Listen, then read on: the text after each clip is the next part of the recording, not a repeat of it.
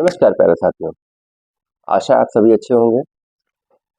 60,244 पदों की भर्ती का रिजल्ट आ चुका है, जिसमें पद के सापेक्ष 2.5 गुना कैंडिडेट शॉर्टलिस्ट करे गए हैं, जिसमें 1,74,316 कैंडिडेट शॉर्टलिस्ट हुए हैं।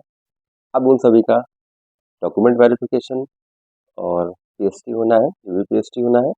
तो उसी क्रम में आपके लिए कौन कौन से डॉक्यूमेंट्स आपको ले जाने हैं साथ में, कितनी फाइलों में, तो उसकी जानकारी आपको आज ये प्रोवाइड कराई जा रही है। एक मेरा पहले का वीडियो को भी आप देख सकते हैं। तो आपको जो डॉक्यूमेंट्स ले जाने हैं, तो सबसे पहला आपका होगा जो आपने प्रिंट आउट निकाला होगा अपने फॉर्म का, वो रख लीजिएगा।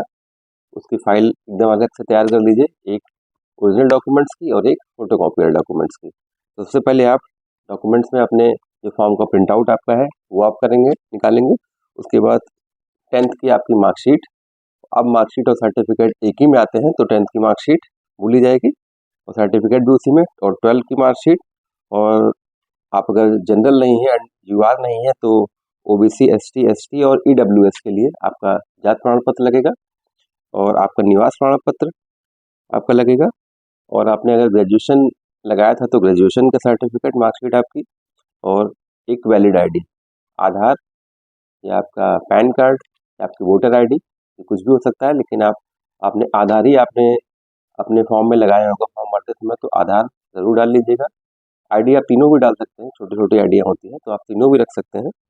और आपका प्रिंट आउट जैसे मैंने बताया, और उसके बाद अपना एडमिट कार्ड, जो आपका एडमिट कार्ड डीवीपीएसटी के लिए होगा, उसको आप निकाल लीजिएगा अपना, या निकाल भी लिया होगा। उसके बाद एक फॉर्मेट होगा एफिडेविट का, यानी हलफनामे का। वो प्रारूप जब आए तभी आप उसको बनवाइएगा, क्योंकि आप पिछली वैकेंसी के आधार पे उस प्रारूप को मत बनवाइए, क्योंकि कभी कभी हर वैकेंसी में कुछ ना कुछ परिवर्तन होते हैं, प्रारूप में परिवर्तन हो जाते हैं, तो वैकेंसी के आधार पर प्रारूप में परिवर्तन होते हैं। तो अभी आप उसको मत बनवाइए, जैसे ही प्रारूप आए तब आप बनवाइएगा, क्योंकि बनवाने में ज़्यादा समय नहीं लगता नहीं है, तो 10 से 15 मिनट का काम होता है बनवाना। और उसके बाद करेक्शन एफिडेविट, आपके अगर डॉक्यूमेंट्स में कोई भी मिस्टेक्स है, माइनर मेजर कोई भी मिस्टेक है, तो उसके लिए आपका करेक्शन एफिडेविट यानी करेक्शन वाला आपका हलफनामा। आपकी अगर एक कोई गलती है तब भी एक हलफनामा, और अगर 4 से 5 छोटे छोटे कोई भी गलतियां हैं तो उसके लिए भी आप एक ही आपका करेक्शन एफिडेविट लगेगा।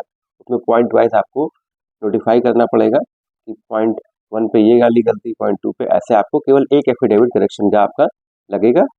उसके बाद आपको बोर्ड की वेबसाइट द्वारा एक चेकलिस्ट मिलेगी, वो आपको डाउनलोड करनी पड़ेगी। वो चेकलिस्ट आपको ले जानी पड़ेगी, और फोटो आपको कम से कम 8 से 10 या 10 से 15 फोटो रख लीजिएगा, क्योंकि फोटोज़ ही लगती हैं ज़्यादा।